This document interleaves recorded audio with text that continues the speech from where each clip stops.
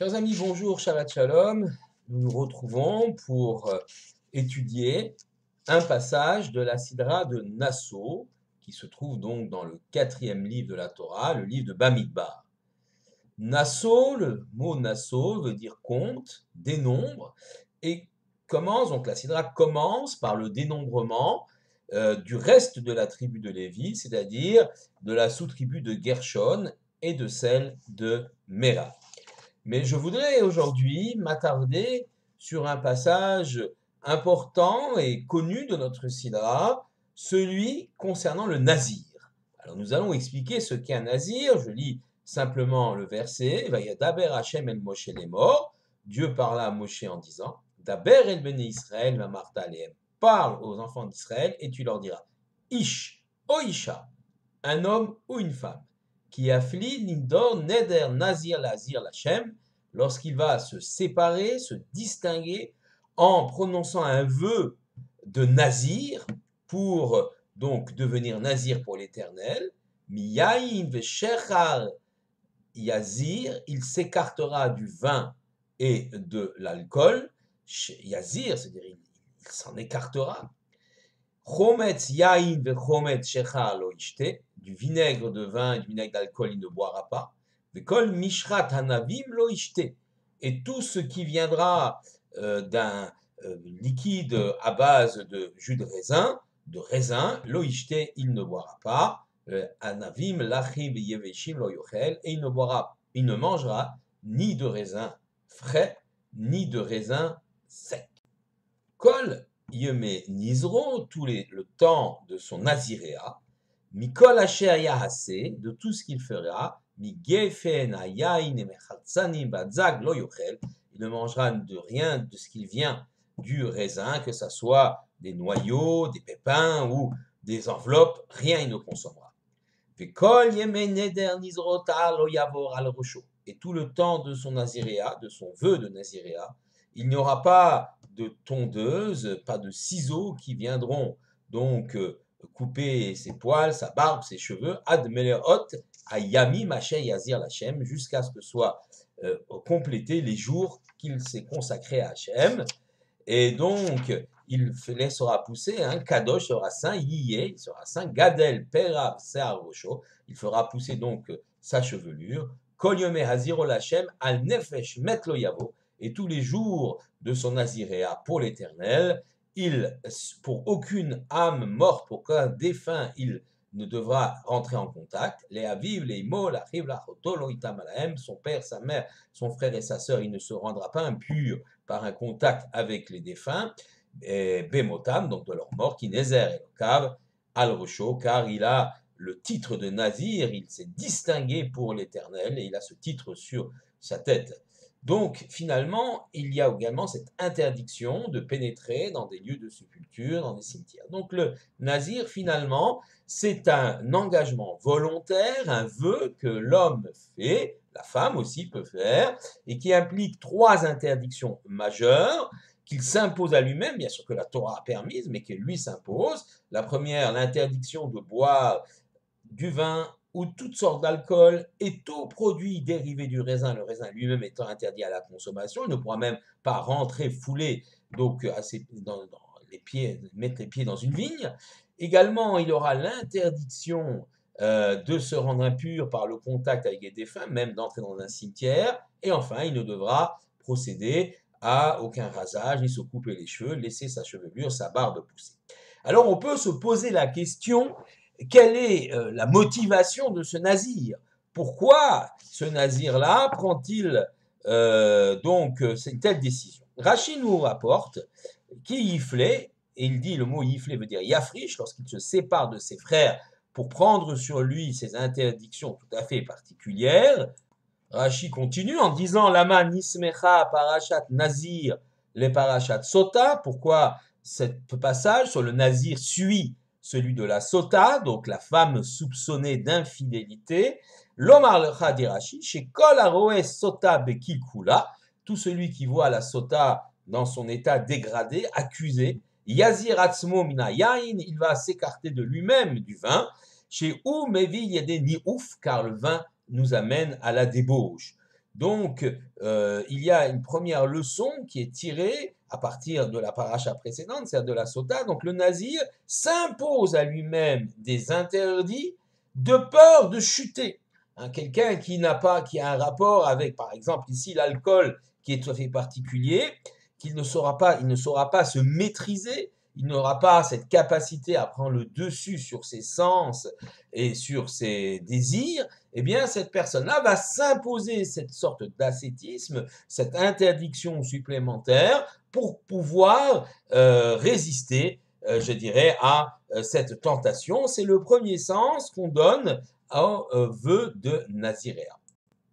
On voit d'ailleurs du texte que cet engagement apparaît tout à fait louable, fort et tout à fait recommandable, puisqu'on qualifie le nazir, je cite à nouveau le verset, Asher Yazir Lachem, il se sépare de ses frères et de ses joies terrestres pour l'éternel, Kadosh y est, il sera saint. Donc il y a une dimension de sainteté qui est accordée au nazir. Et pourtant, quelques versets plus loin, on est surpris par la qualification donc que le nazir, donc laquelle la Torah qualifie le nazir. En effet, à la fin de son naziréat, pour clôturer cette période, eh bien, le nazir apporte un certain nombre de korbanot, je ne vais pas détailler cela au temple de Jérusalem, et il est écrit dans le pasuk Yud Aleph, le pasuk 11, Ve'asa ha-kohen echad lechatad ve'echad leola. Le Kohen fera des deux sacrifices que le nazir a amenés. Il s'agit donc de shte torim o shne bene Yona, deux tourterelles ou deux colombes. Il en fera une, le Kohen, en sacrifice de khatat et une en sacrifice de hola, c'est-à-dire un sacrifice entièrement consumé, entièrement brûlé. Et surtout, il est écrit après, donc c'est déjà assez curieux de parler d'un sacrifice de khatat, c'est-à-dire un sacrifice qui vient expier une faute. Il est marqué après, vechiper alav, me'asher chata ala nafesh. Et le nazir sera pardonné du fait qu'il a fauté contre son âme, vekidash et rosho et bayomahu, et sa tête sera sanctifiée en ce jour-là. Donc c'est assez curieux. Mais Asher chata ala nefesh. Alors Rashi dit, première explication, chez l'Oniza metumat amet. En fait, ce nazir n'aurait pas dû toucher des défunts et il les a touchés ou il a eu un problème durant cette période de Naziréa. Et donc ce sacrifice de khatat et le chet, la faute dont on parle ici, eh bien, est une faute liée au fait qu'il a transgressé son vœu. Bon, c'est tout à fait simple à comprendre. Mais Rashi poursuit, et c'est là que ça devient extrêmement curieux, au nom de Rabbi Eliezer, citant la Gemara de Ta'anit, le traité de Ta'anit, au DAF Yud Aleph, page 11, Hamoud Aleph, folio A, il cite, je lis, Rabbi Eliezer Akapar, Omer, Rabbi Eliezer Akapar dit, Shetsier Atzmo Mina Yain. Il a fait une faute car il s'est infligé, il s'est imposé une souffrance en s'écartant, en s'interdisant le vin. C'est tout à fait curieux. Alors, le commentaire de Rashi, qu'on appelle le Siftei Chachamim, propose l'explication suivante, parce que, en vérité, on nous dit qu'il est kadosh, on nous dit qu'il est saint, on nous dit que c'est extraordinaire ce qu'il a fait, il s'est séparé de joie terrestre, notamment de la consommation du vin, et puis on dit, ah ben non, c'est une faute, voilà, il s'est infligé quelque chose que la Torah n'avait pas interdit, il s'est interdit quelque chose que la Torah a pourtant permis, la consommation de vin et d'alcool, et donc il a fauté. Alors le Siftei Chachamim tente une première explication, il dit, mashma, de havera mash et piresh minayain. Le Siftei Chachamim dit, Rashi explique, c'est donc une faute de se séparer du vin, de s'interdire de boire du vin. Et il continue, Af shele el piresh Rashi, she'aroe soita bekukla yazir atzmo minayain. On a vu plus loin qu'effectivement, celui qui a vu la sota, la femme infidèle, eh bien, se séparera du vin. Pourquoi chez Mévil Yedechet? Parce que le vin amène à la faute, amène à la débauche, à la licence des mœurs. Et donc, effectivement, il y a une contradiction entre les textes. Il a bien fait de se séparer du vin. Et là, Rachid nous dit non, il n'a pas bien fait. Alors, il explique. Ach lo hayalo rak lazir miyain ameshaker. Donc, il dit qu'il aurait dû se séparer uniquement du vin qui rend ivre. Aval mi yain chadash, mais du vin nouveau qui n'est pas très alcoolisé, le jus de raisin, un avis, mais de manger des raisins. Loyalo Léazir, il n'avait pas à s'interdire cela, et c'est pourtant interdit cela. Première tentative d'explication par rapport à l'alcoolisation de la boisson. Donc c'est une première vision qu'apporte Siftei Chachamim. Mais si on va un peu plus loin, effectivement, et qu'on regarde dans la Gemara de Ta'anit, ce qu'il y a écrit, il est écrit effectivement, chez Tsier Atzmo Mina Yain, il s'est interdit et donc il s'est affligé en ne consommant pas du vin, en ne consommant pas du vin, eh bien il commet une faute.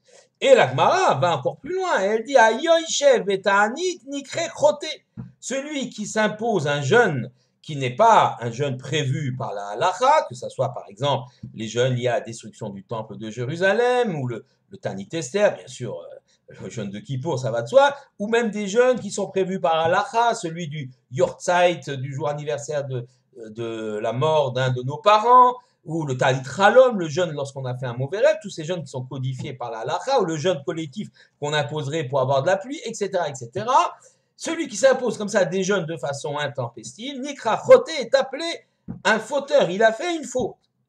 Et effectivement, si déjà le nazir qui s'interdit de boire du vin commet une faute en s'interdisant un plaisir que la Torah, qu'Akadosh Baruch Hu a permis, à plus forte raison, celui qui jeûne totalement alors qu'il n'y a pas de raison particulière prévue par l'Acha pour jeûner ce jour-là, s'appelle un fauteur, un choté. Mais la Gemara dit un peu plus loin, Hayoshev etani nikra kadosh, celui qui s'impose des jeûnes comme ça en plus, eh bien il s'appelle kadosh, s'appelle saint.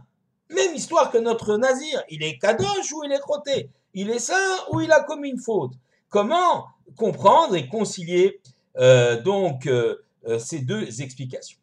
Première raison que nous explique un auteur qui s'appelle le Yoshuot Yaakov, et il nous explique la chose suivante, c'est tout simplement une question de force physique, de possibilité de jeûner. Celui qui est assez fort physiquement, qui a une bonne santé et qui s'impose des jeûnes pour pouvoir comprendre mieux les choses, pour pouvoir faire teshuva ou je ne sais quelle raison, eh bien c'est un kadosh, très bien.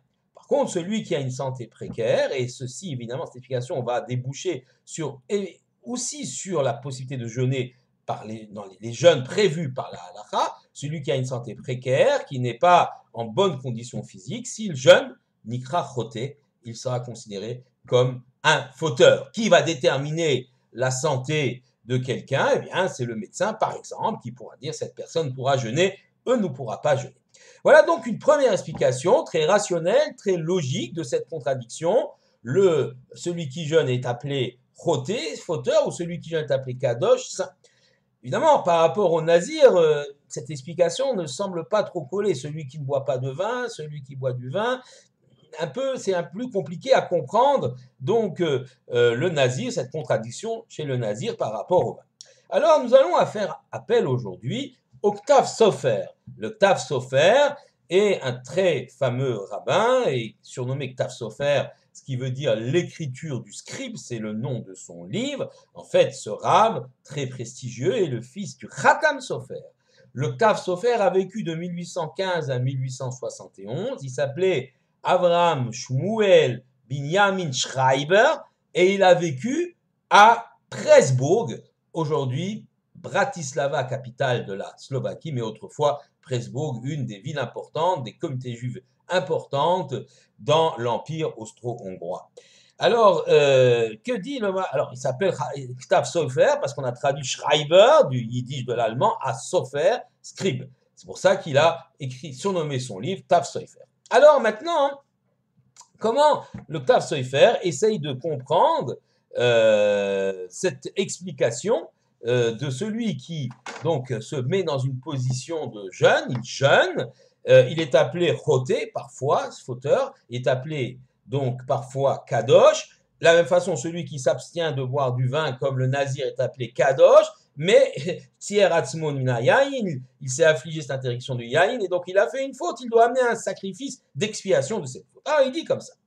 Ayoishev etani, celui qui est dans le jeûne, qui s'impose un jeûne, im af al tanito areu nishar yoshev bimkomo, même si malgré son jeûne, il se retrouve à la même place spirituelle, mibli leitalo de madrigot akdusha, sans s'élever sur les marches spirituelles, sans grandir spirituellement, she'atanit lo hishpiya alav klal, mi bechinat pnimit, le jeûne n'a eu aucune influence sur son intériorité, sur son âme, sur sa réflexion, sur ses qualités. Alors, c'est simplement une affliction sans aucune utilité. Et il s'appelle choté, il s'appelle fauteur, il s'est interdit quelque chose que la Torah avait permis, son jeûne ne sert strictement à rien, il n'a absolument pas progressé. Pire que cela pourrait être même considéré comme une marque d'orgueil quelque part, dit le Ktaf Sofer. On fait appel également à un autre grand maître qui s'appelle Rav Buna Mipsiche, qui est un des grands maîtres de la Chassidoute. Eh bien, il explique comme cela, quelqu'un est venu un jour lui poser la question, Rebbe, il lui a demandé, Rebbe, on a vu dans les livres que tout celui qui s'impose un jeûne de 40 jours verra le dévoilement d'Eliyahu Hanavi, le prophète viendra se dévoiler à lui. Mais moi voilà, ça fait 40 jours que je suis dans le jeûne et j'ai rien vu. L'ozachiti les giloui, Eliyahu, j'ai pas vu Eliyahu Hanavi, je l'ai pas vu. Alors Reb Buna Mipsiche rapporte l'enseignement d'un des grands maîtres, d'un des maîtres de la Chassidoute, le premier, le Baal Shem Tov. Le Baal Shem Tov dit, écoute, ceci est comparable à une charrette. Moi un jour, dit Reb Buna Mipsiche, le Baal Shem Tov était en chemin dans sa charrette avec des chevaux. Et il y a une sorte de miracle, les chevaux se sont emballés et la route a défilé beaucoup plus vite que d'habitude. Et les chevaux, lorsqu'ils sont passés devant l'endroit où ils avaient l'habitude de s'arrêter pour une pause et de manger, de boire, ne se sont pas arrêtés. Les chevaux ont réfléchi et se sont dit « Ah, nous avons pu ne pas manger, nous n'avons même pas faim. Peut-être atteignons-nous alors le niveau spirituel des hommes. » Et puis un peu plus loin, la deuxième étape où les chevaux avaient l'habitude de s'arrêter, à nouveau les chevaux continuent leur course folle, et à nouveau les chevaux n'ont pas faim, et ils se disent dans leur esprit, ah, peut-être avons-nous atteint le niveau des malachim, des anges, nous n'avons pas faim, nous passons de toute alimentation. Mais lorsque finalement le Baal Shem Tov et sa charrette arrivent à bon port, eh bien, les chevaux se jettent sur la mangeoire, mangent goulûment et rattrapent, toute cette faim, rassasient toute cette faim qui les a finalement tenaillés. Et dit le Rav Buna Mipsiche, l'importance n'est pas le jeûne en lui-même, le jeûne n'est qu'un moyen. L'importance, c'est comment tu vas te comporter à la fin de ce jeûne. Si à la fin de ce jeûne, tu vas te goinfrer, tu vas manger pour t'empiffrer, pour rattraper le temps perdu pendant le jeûne, tu n'auras rien gagné. Eh bien, au niveau spirituel, c'est la même chose. Si tu retournes comme tu étais avant le jeûne alors n'a servi à rien. Il n'est que, un moyen, et ce moyen a été mal utilisé ou pas utilisé du tout. Et là, effectivement, tu t'appelles choté, tu t'appelles un fauteur parce que tu n'as absolument rien gagné avec ce jeûne. Tu t'as simplement affligé, ce que la Torah ne recommande pas particulièrement, et tu n'as pas progressé d'un iota. Pour terminer, je voudrais vous citer l'enseignement du Mesher Chochma. Alors, le Mesher Chochma, ce qui veut dire, c'est le nom de son livre, l'auteur, c'est Ravi Meir Simcha HaKohen de Dvinsk. Dvinsk est quelque part en Biélorussie, il est né en 1843, il est mort en 1926. C'est un des leaders du judaïsme orthodoxe de l'entre-deux-guerres. Il est un des fondateurs du mouvement Agudat Israël, le mouvement donc des juifs orthodoxes d'Europe de l'Est, mais il a également été un des piliers, un des soutiens de la cause du sionisme religieux. Donc le Mesher Chochma va commenter le pasouk, toujours concernant le Nazir, le pasouk, donc Yud Gimel, le 13e pasouk de ce chapitre. Et c'est écrit, Zot Torah Nazir, la Torah s'exprime, voici la loi du Nazir. Beyom le hot yemen Israël, quand seront terminés les jours de son naziréat, Yavi Oto, il l'amènera, il l'amènera, El Petach ou El Moed, à la porte de la tente d'assignation ou du temple de Jérusalem. Il amènera quoi? Peut-être le Corban. Mais Rashi a une autre explication. Lorsque le verset dit Yavi Oto, il l'amènera. Rashi traduit, explique Yavi et Atzmo. Il amène lui-même, il s'amène lui-même, comme si le nazir se prend lui-même pour s'amener au temple de Jérusalem. C'est donc bien curieux comme explication. En fait, il faut comprendre, dit le Rabbi Simcha Cohen de Dvinsk, le Mesher Chochma, toute l'importance de la période du Naziréat, du vœu du Naziréat, c'est comme une réfouade, c'est comme un remède. Quelqu'un qui n'arrive pas à se maîtriser vis-à-vis de ses désirs, de ses passions, eh bien, va s'interdire un certain nombre de choses, comme le nazir le fait. Et évidemment, durant toute cette période, l'homme doit être capable de se transformer, de changer, de briser son ego pour pouvoir ressortir de cette période de Nézirout différent. Et comment on va ressortir différent? Lorsque l'homme arrivera à porter un regard sur lui-même qui sera identique au regard qu'il porte sur autrui. Il est clair, chers amis, que lorsque l'on regarde autrui, on a souvent un jugement dur sur cette personne-là. On ne lui pardonne pas grand-chose. Par contre, lorsqu'on tourne le regard sur soi-même, alors là, on est bien plus complaisant. On s'autorise du shochad, c'est-à-dire de la corruption, pour se juger soi-même. Eh bien, lorsque l'homme est capable d'avoir cette objectivité vis-à-vis de soi-même et de se juger objectivement comme il jugerait quelqu'un d'extérieur à lui-même, alors il saura qu'il a réussi sa période de Naziréa. Yavi et Atzmo, il s'amène lui-même, comme si l'homme s'amène lui-même devant son créateur, et comme un procureur, il est capable d'accuser, ou même comme un avocat, parfois de défendre, mais sa propre personne. C'est pas un dédoublement, c'est simplement un jugement objectif sur sa propre personne. À ce moment-là, cet homme-là a grandi, il est capable de se juger, et toute personne capable de se juger est alors capable de progresser. Je vous remercie. Shabbat Shalom à tous.